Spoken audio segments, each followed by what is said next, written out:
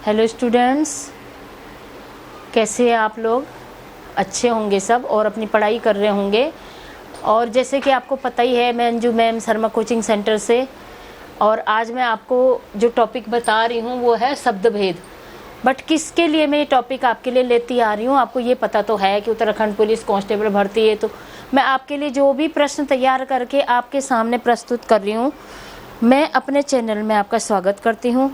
और आपसे बार बार यही कहती हूँ, इसे लाइक, सब्सक्राइब, शेयर करें ताकि आप लोग ज़्यादा से ज़्यादा लोगों तक ये पहुँचा सकें। और हम ये फ़ायदा आपको ही नहीं, औरों को भी हो सके। आप शेयर करेंगे तो औरों को भी होएगा, आप लाइक करेंगे, शेयर करेंगे तो इससे हमारा क्या होगा, मोटिवेशन बढ़ेगा और आप लोगों को हम और अच्छे क्वेश्चन ला के देंगे, ताकि हमें लगेगा कि हाँ रियल में आप लोग हमें वॉच कर रहे हैं, सुन रहे हैं, देख रहे हैं और पढ़ रहे हैं इसको। अब देखिए, आज मैंने जो देखा, जो टॉपिक आपके लिए लाई हूँ, ये एक दूसरे से कोरिलेट है सारे, क्योंकि जैसे हम पहले से पढ़ाते आ रहे हैं उसी के आधार पर अब मैं आज आपको शब्द भेद के बारे में बताती हूँ कि शब्दों का जो भेद होता है वो क्या होता है। शब्दों का भेद कैसे करके हम शब्दों में भेद दिखा सकते हैं, कैसे हम उनको अलग अलग तरीके से दिखा सकते हैं, जबकि एक ही चीज़ है फिर भी आपको लगता है कि ये चीज़ अलग है, ये चीज़ अलग है, लेकिन कुछ भी चीज़ अलग नहीं होती। अब देखिए आप, अब इनका देखो कैसे, वर्ण प्लस वर्ण, अक्षर प्लस अक्षर। वर्ण भी मैंने आपको पढ़ाया और अक्षर भी मैंने आपको पढ़ाया। और देशज विदेशज तत्सम तद्भव, ये सब भी मैंने, देखो तत्सम तद्भव तो नहीं पढ़ाया, देशज तो मैंने बताया आपको, विदेशज भी मैंने आपको बताए हैं।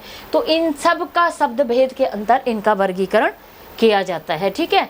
अब वर्गीकरण कैसे होता है, वर्गीकरण किस आधार पर करेंगे हम?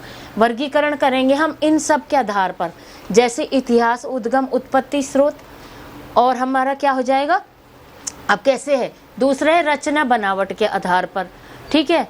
हाँ, अब मैं बताती हूँ इतिहास के आधार पर हम कैसे, इतिहास, उद्गम मतलब उत्पत्ति होना, उत्पत्ति और उद्गम। उद्गम तुमने देखा होगा कि नदी का उद्गम स्थान कहाँ है, कहाँ से आ रही है, और उत्पत्ति क्या होती है कि कब पैदा हुआ, भाई ये चीज़ कब पैदा हुई। तो ऐसे इतिहास हमें ये जानकारियाँ देता है कि कौन सी चीज़ कब उत्पत्ति हुई, कब उद्गम हुई और कब कब कौन पैदा हुआ, ठीक है। और ये स्रोत होते हैं, स्रोत जैसे नेचुरल स्रोत होते हैं, जैसे स्रोत मतलब जैसे हम कोई चीज़ गेन करते हैं, लेते हैं, अपने इस्तेमाल करते हैं। तो ऐसे ही अब है तत्सम शब्द। तत्सम शब्द संस्कृत उद्गम से लिया गया है, जैसे सूर्य, अग्नि, प्रकाश। ये सूर्य, अग्नि, प्रकाश ये तत्सम शब्द हैं जो संस्कृत से होते हैं और ये बदले नहीं जाते हैं, ठीक है। अब तद्भव है, संस्कृत से हिंदी बनाई जाती है इनकी, संस्कृत होते हैं और ये हिंदी। जैसे आश्चर्य है तो अचर हो जाता है, अचरज हो जाता है। जैसे अंगुलिष्टिका है तो अंगूठी हो जाता है। आपको ये इससे संस्कृत का है और फिर हिंदी बनाई जाती है। अब देशज और देसी, मैंने कल भी आपको पढ़ाया था कि देसी शब्द क्या होते हैं, मैंने उसमें पढ़ाया था आपको कि इसमें क्या आता है देशज में, जैसे आम बोलचाल की भाषा में, जैसे लोटा, पगड़ी, थैला, टांग, इंच, ये सब क्या हैं, इंग्लिश के शब्द हैं। और रोमन जिन्हें कहते हैं हम, रोमन में इनको हम प्रोनाउंसिएशन करते हैं, मतलब इनका उच्चारण करते हैं। ऐसे ही हमारे पास आ गया विदेशी आगत। 5 प्रकार के इतिहास के उद्गम, उत्पत्ति के स्रोत, 5 के आधार पर हम इनको अलग अलग से आपको बता रहे हैं। अब है संकर शब्द। संकर 2 भाषा होती है संकर में, जैसे लाठी प्लस चार्ज, तो शब्द बन गया लाठी चार्ज। दूसरा है नाका और बंदी, और शब्द बन गया नाकाबंदी। उसमें क्या बताया कि 2 भाषा होती है, 2 भाषाओं से मिलकर बनता है, ठीक है। क्योंकि अब देखिए, अब चलते रचना और बनावट के आधार पर। रचना मतलब किसी चीज़ की रचना करो, तो मैं कहते हैं इसकी रचना करो, इसकी बनावट कैसी है। तो अब रूढ़ शब्द, इसमें भी 5 हैं। पहले सबसे पहले आता है रूढ़ शब्द। रूढ़ एक मौलिक स्वतंत्र शब्द है ये, और मौलिक है। इसमें जैसे है चावल, अब चावल है तो चावल है। दूसरा है मुँह, घर, घोड़ा, तो अब आप इनको बदल नहीं सकते। घर है तो घर, जब आपको घर दिखेगा तभी तो आप घर बोलोगे। चावल के आप दाने देखोगे तभी तो बोलोगे कि हाँ मैम ये चावल है, या गेहूं है, या आटा, कुछ भी है, आप उसको दिखाओगे। और घोड़ा, घोड़े को घोड़ा ही बोलेंगे, है ना, हम बकरी तो बोल नहीं सकते। तो ये क्या चीज़ होते हैं, इन्हें कहते हैं रूढ़ शब्द। अब है यौगिक शब्द। उपसर्ग प्लस प्रत्यय प्लस समास। मैंने उपसर्ग भी पढ़ाया आपको, प्रत्यय भी पढ़ाया और समास भी पढ़ाया। इन तीनों के आधार पर देखो, सदृश, आग्नेय, असदृश में इसमें क्या लगा है, उपसर्ग लगा है स। अब इसमें आग्नेय में क्या है, ए प्रत्यय लगा है। और लंबोदर में क्या है, समास है, कि जिसमें था बहुब्री समास, लंबा है उधर तत्पुरुष समास, बहुब्री समास मैंने आपको दोनों बताए थे लास्ट में। योग रूढ़ शब्द। अब योग रूढ़ क्या है, नया अर्थ जिनसे निकलता है। जैसे दशानन, 10 है मुँह जिसके, 10 दशानन मतलब 10 चेहरे वाला, तो कौन है, रावण। पीतांबर, पीला है अंबर जिसका, तो किसको कहते हैं? विष्णु श्री कृष्ण जो ये हमारे वो हैं पीतांबर। विकारी शब्द, संज्ञा सर्वनाम विशेषण क्रिया, ये सब विकारी और अभिकारी मैंने आपको पढ़ाया था। संज्ञा सर्वनाम विशेषण और क्रिया के आधार पर इनको बनाया जाता है। अभिकारी शब्द, अभिकारी शब्द अब ये है फिर से क ख ग घ, इनमें भी क्या आते हैं? 5 आते हैं। पहला तो हो गया एकार्थी, फिर अनेकार्थी, फिर समानार्थी, फिर विलोम।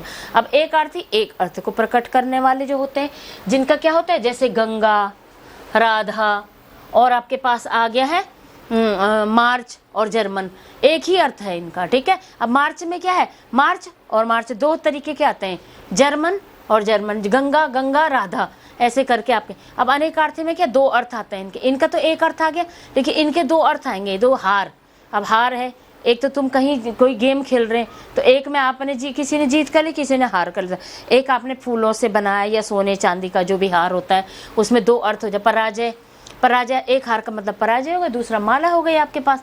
ऐसे समान अर्थ वाले, सूर्य है, सूरज, दिनकर, दिवाकर, भास्कर, ये उसके क्या हो गए? समान अर्थ हो गए। अब कपल है, पंकज और जलज, कमल का 2 हो गए, पंकज और जलज। अब विलोम, विलोम क्या होता है? उल्टा अर्थ प्रकट करने वाले शब्दों को क्या कहते हैं? विलोम शब्द कहते हैं। जैसे अस्त का उदय, काले का गोरा, ऊपर का नीचे, अंदर का बाहर, ऐसे ही वटेवर जो भी शब्द आपके हैं वो आपको उल्टा अर्थ दिखाएंगे। तो उल्टा अर्थ प्रकट करने वाले शब्दों को क्या कहते हैं? विलोम शब्द कहते हैं। अक्षर वर्ण, इन सब को हम अभी तो ये आपको पढ़ाए जाएंगे। ये पूरे चैप्टर जो है अनेकार्थी, एकार्थी, समानार्थी और विलोम शब्द, ये भी अभी आपके एक एक चैप्टर होंगे, इनमें भी क्वेश्चन आते हैं, तो ये भी आपको अलग से हम बताएंगे। दूसरे अक्षर वर्ण के आधार पर पहचान, क्या आएगा? अक्षर और वर्ण के आधार पर पहचान। अक्षर ये दिखा, अक्षर अक्षर, वर्ण वर्ण, अब इनके आधार पर आप पहचान कैसे करोगे? अब ये है ऊष्म व्यंजन है, ये देखो ऊष्म व्यंजन, स स स्र, श और र से बना है स्र, तो ये हो गया संयुक्त, संयुक्त अक्षर क और स से बना है। अंतस्थ र, री, र और ई से बना है। विशेष व्यंजन क्या है? वो तब भी मैंने आपको बताया था अनुस्वर, अनुस्वर में ऐसे चांद बिंदु आ जाता है। अब देखो तत्सम, श्याम से श्रावण बन गया, अक्षर अंगरक्षक, नृत्य चक्र, वन और वधु। अब ये क्या होता है? आगे का शब्द इनका क्या हो जाता है? ये चेंज हो जाता है। अब इसका मतलब क्या हो गया? सांवला, श्याम और सावन से तत्सम से तद्भव बन गए, तो श्याम सांवला, सावन से क्या बन गया? सांवला और सावन। स चेंज हो गया, ये वाला स कैसे चेंज हो गया? इसमें चेंज हो गया। अब अक्षर और अंग रक्षक, ये अक्षर बन गया और ये अंग रक्षक क्या बना? अंग रखा, ख और क्ष बन गया। ये नृत्य और चक्र, नृत्य से नाच बन गया, चक्र से चाक बन गया। अब इसमें क्या? र। अब ये वन और वधु, व का व हो गया, यहाँ बधु का बहु हो गया। अब ग्राम का गांव हो गया, ये क्या है? अनुस्वर है। जैसे ग्राम विशेष व्यंजन क्या है वो, अब अनुस्वर में क्या आया? ये विशेष व्यंजन में वन वधु ये आपका आ गया, ठीक है। अंतस्थ में आपके ये आ गए र वाला, संयुक्त अक्षर में आपके अंगरक्षक आ गए और उसमें व्यंजन में आपके ये श वाले शब्द आ गए। अब रह गया हमारा चांद बिंदु। ग्राम र लगी थी लेकिन ये चांद बिंदु हो गया। गोधूम हो गया, यहाँ पर ये क्या हो गया? गेहूं, इसमें चांद बिंदु लग गया। तो ये तो था आपका वर्गीकरण, वर्ण प्लस वर्ण, अक्षर प्लस अक्षर के आधार पर तत्सम कैसे तद्भव बनते हैं और किन किन आधार पर तुम उन वर्णों को, उन अक्षरों को आधार के वर्ण और अक्षर के आधार पर पहचान कर सकते हो। अब देखो यहाँ आप चले देशज विदेश तत्सम तद्भव में चलेंगे तो विदेशी भाषाओं के अक्षर हिंदी में कैसे बोले जाते हैं? इंग्लिश के अक्षर है और हम रोमन इंग्लिश में उन्हें बोलते हैं।